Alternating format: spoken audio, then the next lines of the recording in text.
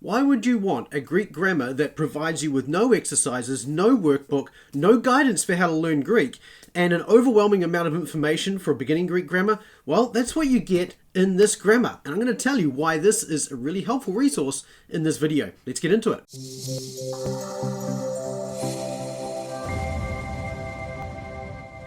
This video is sponsored by Logos Bible Software. Now, Logos Bible Software, one of the great things about Logos is it allows you to do linking within grammars and things like that, so that not only can you just jump to a page and just mouse over and see a page sort of pop up in a little pop-up box, but easily just navigate through grammars. That's going to come very useful in the grammar that we're looking at today, which is this grammar, Ancient Greek Grammar by Heinrich von Siebenthal. That's a great name. This grammar is not a beginning Greek grammar. It says it's a grammar, right?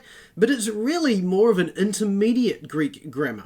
It's not for learning at all. It's not intended for that. It's not designed really for any sort of classroom environment, at least not from a curriculum perspective. You could use it in a classroom, but it's not going to give you the structure that's going to drive the curriculum of a classroom. It's not really designed for that. This is really designed more for academics, for theologians, for people who are working with the language and doing scholarly writing. In fact, you could say that in some ways this grammar competes in a modern sense. This is a modern equivalent really of something like A.T. Robertson's grammar with some modern updates to it, as you'd expect to see.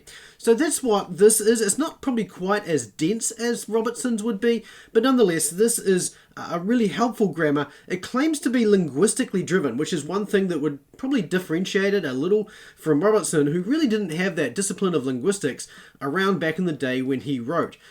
This is not purely a Koine Greek grammar either. It doesn't restrict itself to Koine Greek. It draws on classical Greek. It talks about, and I think really the purpose of that is to give you context for Koine Greek so that you can understand sort of where things come from a little bit. So this grammar includes phonology, that is the formation of words, the sound of words. It talks about pronunciation and how we got different pronunciations that we have today.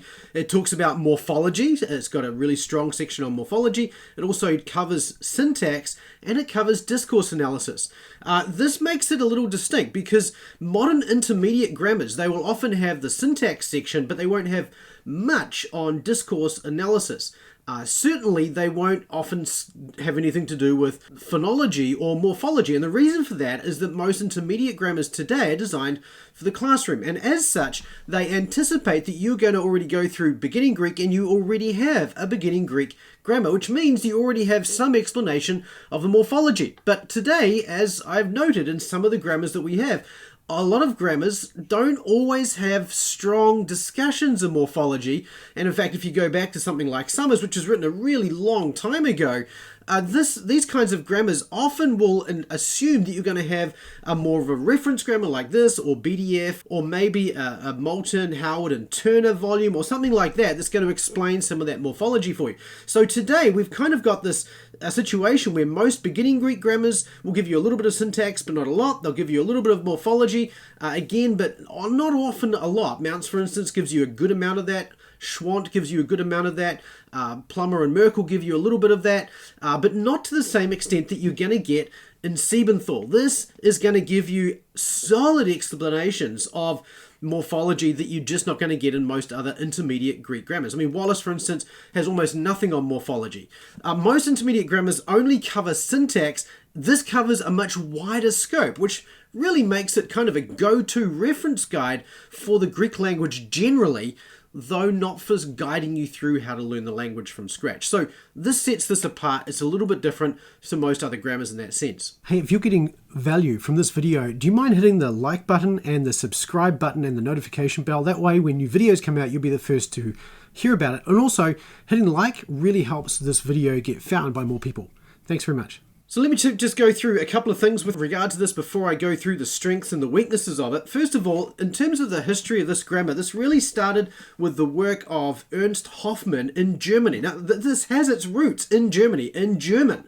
Ernst Hoffmann wrote assembled over many decades a number of grammatical elements and discussions that he put together to help the students sort of really get to their heads around the Greek language generally. Now, in 1979, he gave this to Siebenthal to have a look at, and this was published in 1985, mostly, I think, after Siebenthal had sort of expanded the work a little bit as well. And in 1985, Hoffman died as well. Now, this was the first edition really of this, and this was in German. In 2011, there was a revised edition of this 1985 publication came out, again in German, and then this revision from 2011 was then translated into English by the author, Siebenthal, into this volume that we have today and published by Peter Lang. Now, this means then that it's going to have a number of key revisions in it. The reason for that is, if you think about it, right? This was originally written in German, drawing on a lot of German works. And a lot of these German works don't have English translations available for them. So that means that a lot of them are not available to an English reader today if you don't know German. And if you haven't taken theological German, which restricts really the capability of an English-speaking scholar really to sort of spend their time in some of those works. This was written really by somebody who knows German as a first language and then translated into English. Now, the author, because the author is translating it himself as he goes, not only is he translating, but he's revising and updating so that it fits sits in line with modern English grammars such as Runge and Porter's work and a number of others, Wallace for instance, takes all of those into account and then talks about how it works in English rather than in German. And so this really makes this quite a distinct revision in a sense, in addition to a translation. The book itself has 4 sections. The first section is really, as I mentioned, phonology, the alphabet, how word sounds and formation comes about. The second section is morphology. I'll talk about that in just a moment. The third section is on syntax, and finally, the last section is on discourse grammar. Each of these sections are pretty significant sections, and as you can see, it's a decent sized book. It's around about 600 pages. And each of these different sections, apart from really phonology, which is the shortest section, each of the other ones covers at least 150 pages in their own right.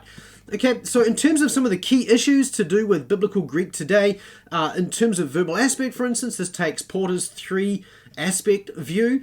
It doesn't adopt deponency at all, so it rejects deponencies and talks about Greek having a distinct middle voice. It has an exhaustive third declension discussion, which I'll talk about in just a moment. But the only thing I'd say is a little bit of a drawback, and it's not a big deal, but it's not as clear, I didn't think, when it comes to verbs and moods particularly, as some of the other grammars, for instance, Matthew Synonymic, which is a very good, very clear section on verbs and on moods as well. But having said all that, those are some of the key issues and just where this grammar sits in some of those things. But this grammar has got some real strengths to it. For instance, one of the key benefits of this is the way it's laid out. You can very quickly see that this is segmented nicely. You've got text that's laid out well, you've got nice blocks of text, nice segmentation, and you've got these bold texts as well, which allow you very quickly and easily to skim through so you can see the different elements that are on each page and what you're looking for. So if you're looking for a particular element of Greek, you can just look it up in the index. I'll talk about the indexes in just a moment, and then find it on that page and then very quickly skim through the sections you want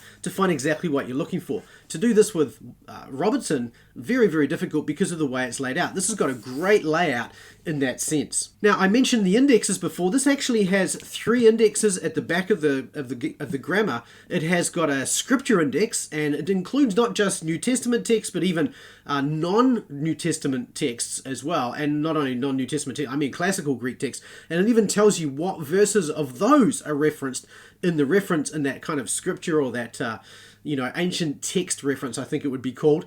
It also has an English topic/word index, so you could go and look up, say, deponency, and you could find in the grammar very quickly where he talks about deponency or transitive verbs or whatever you wanted to look for. And it also has an index of Greek words, and this is really cool. And when you put all of this together, this actually means that it gives you a huge amount of flexibility in terms of finding exactly what you're looking for. Even today, this is a good thing because a lot of Greek grammars will have a verse reference in them. Most will have a subject in index in them, but most won't have a Greek word index. So that again sets this apart and makes it particularly useful. In addition to the indexes at the back of this grammar, you'll also find that there are references and indexing throughout the text. For instance, if you look here on this page, you'll see on the right-hand side here that you've got this numbering system. Now, many older Greek grammars will have this kind of system. For instance, BDF has this in there. Smith has this as well.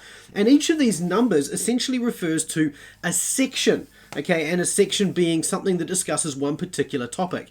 There are sometimes subtopics. For instance, here, structure of words and morphology, number 21, section 21, you have 21A, and over the page 21B, and so on. Now, this is similar to some of the older grammars and allows you to very quickly refer to a particular subject within the grammar without having to refer to page numbers, which allows you to refer to whole sections. To say this is discussed in, say, section 23G of Siebenthal's Ancient Greek Grammar. So it's just a different way of allowing you to refer to things. Now, this, though, again, is really cool because within the text, you've actually got a number of references he refers to within the text. Let me show you what I mean and how you might use this, putting all of this together. Let's say, for instance, you're reading in the New Testament, you come across this word galactos or galar. Galar, galactos, milk. That's the word milk. And so you're looking at that word galar, galactos. How is it that you've got these two forms of this word? And so you open up Siebenthal and you look in the index for galar/galactos. And you find the word in the index there and it refers you to two pages, page 61 and page 66. Now let's just say, for the sake of argument, we're going to go to page 66 first. Now we will come to 61 in just a moment.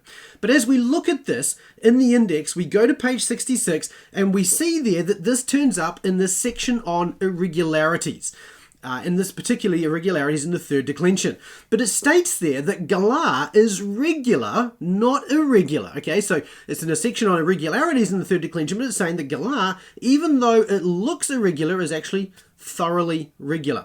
And so it points you back to section 35H. Now you go back then to section 35H, and you see there the rule, okay? And that rule itself then points you back to section 13A. And in section 13A, you find what you missed, namely that the dental, tau in this case, drops out when a sigma follows it. So galactos with a sigma, you can see how this all fits together. And so this gives you a way of very quickly working through the morphology that you find inside this grammar to figure out, well, what's going on with a particular word.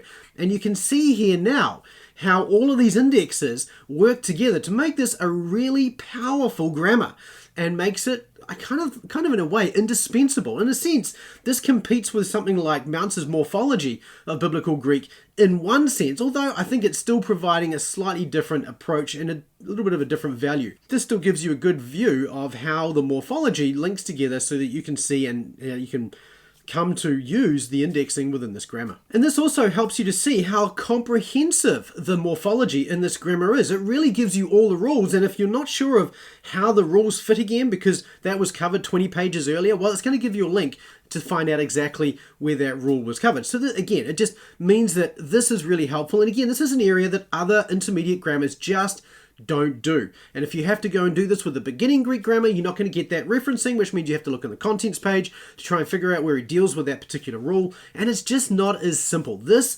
provides a nice, easy way of just referring back through the grammar, looking for some of those elements that you might otherwise miss. Now, in terms of detail, it's not just morphology that has this kind of detail. We find it in a number of other sections as well. For instance, we find the third declension actually has 10 pages. Now, when you go to the third declension in something like Mounce, you've got a whole chapter on the third declension there as well. And over the next preceding or following chapters, you're going to get additional visitation of some of those. For instance, you're going to look at the third declension nouns that end in a dental, and I think chapter 11, where most of the third declension nouns are covered in chapter 10. So you're going to kind of be revisiting all of those. Well, this gives that to you all in one section. And it gives it to you so that not only do you get the dentals later on, but you get everything, right?